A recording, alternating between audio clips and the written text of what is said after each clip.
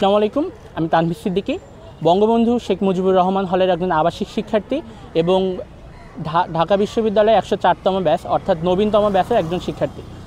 আমি হিসাব বিজ্ঞানে অধ্যয়নরত আছি এবং আমি এই বছর অনুষ্ঠিত ডাকসু নির্বাচনে বঙ্গবন্ধু শেখ মুজিবুর রহমান হল সংসদ থেকে সদস্য পদে নির্বাচন করছি। আমার কাছে মনে হয় যে আপাতত নির্বাচনের পরিবেশ খুবই ভালো আছে। আমাদের হলে অনেক উৎসবমুখর পরিবেশে 24-25-এ 23-24-এর সবাই মনোনয়ন জমা দিচ্ছেন, মনোনয়ন তুলছেন। এই বিষয়টাকে আমি অনেক অ্যাপ্রিসিয়েট করি। আর 6 বছর পরে যেহেতু ডাকসু নির্বাচন অনুষ্ঠিত হচ্ছে, তো এই বিষয়টা আমাদের ঢাবি শিক্ষার্থীদের জন্য একটি খুবই উৎসবমুখর অবস্থান হতে যাচ্ছে। আর 9 তারিখে আমি আশা করব যাতে ডাকসু নির্বাচন খুবই সুন্দর, সুষ্ঠু এবং সাবলীলভাবে অনুষ্ঠিত হতে পারে এবং আমরা যোগ্য প্রার্থীকেই ভোট দিয়ে নির্বাচিত করব। ডাকসু নির্বাচন যেহেতু জাতীয় নির্বাচনে ঢোকার অন্যতম একটি মাধ্যম এবং এখান থেকেই পরবর্তী নেতা নির্বাচন করা হয় বাংলাদেশের। তো আমার মনে হয় আমরা যদি ডাকসু নির্বাচন প্রত্যেক বছর করতে পারতাম, তাহলে প্রত্যেক বছর নতুন নতুন ফিউচার লিডার বের হতো এবং যে একনায়কতন্ত্রতার সৃষ্টি হয়, পরিবারতন্ত্রতার সৃষ্টি হয়, এইটার থেকে আমরা মুক্তি পেতে পারতাম।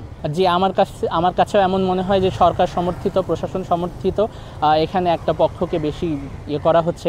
এছাড়াও এনসিপির যে সংগঠনটি আছে বাকসাস, তাদেরকেও তুলনামূলক আমার কাছে মনে হয়েছে একটু ফেভারিট অবস্থানে তারা আছে। তো আমার কাছে মনে হয়েছে এটা স্বাভাবিক, যেহেতু এত বড় একটা নির্বাচন, এখানে বাহ্যিক প্রভাব থাকবেই, এটাকে অস্বীকার করা যাবে না। কিন্তু এখনও পর্যন্ত আমরা যে পরিস্থিতি তা লক্ষ্য করতে পারছি, সেটা উৎসবমুখর আছে এবং এখনও পর্যন্ত কোনো সংঘাতের কোনো পরিবেশ সৃষ্টি হয়নি। যে আমার মনে হয় দলীয় পদমর্যাদা থেকে বড় তারা একজন শিক্ষার্থীদের প্রতিনিধি হিসেবে ডাকসুতে অংশগ্রহণ করছে। তাদেরকে তাদের দলীয় এজেন্ডা বাস্তবায়ন করা থেকে আমার মতে যে তাদের শিক্ষার্থীদের প্রতি আরও বেশি নজর দেওয়া উচিত, সাধারণ শিক্ষার্থীদের কাছে যাওয়া উচিত, তাদের সমস্যাগুলো, তাদের কোথায় কী দরকার এটা শোনা উচিত, যাতে তাদের পরবর্তী রাজনৈতিক ক্যারিয়ার এবং আমাদের যে বর্তমান যে আমরা শিক্ষার্থী আছি তাদের জীবনমান আরও উন্নত হয়।